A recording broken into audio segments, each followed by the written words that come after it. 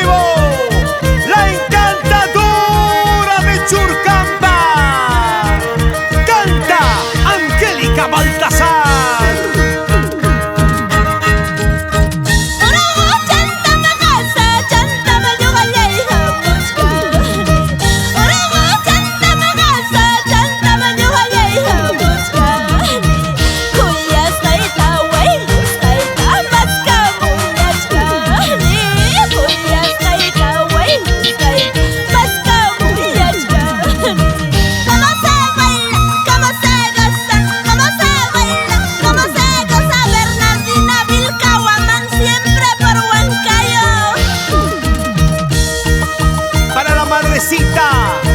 Que siempre vivirá en nuestros corazones, Julia Choque Huacles, bendice desde el cielo a la familia.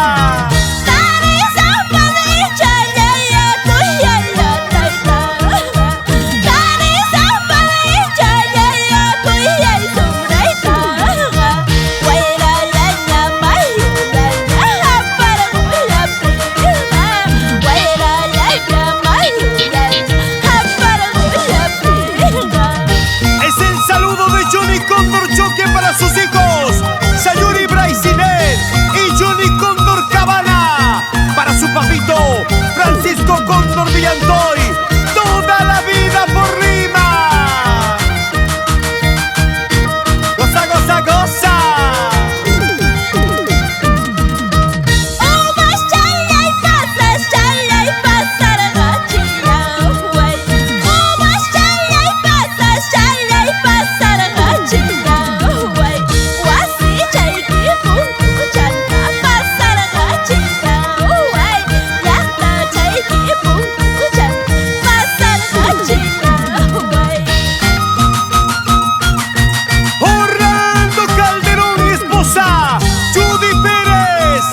Sus hijos Andy Anderson, Brian, y para el engreído Alexander Calderón Pérez.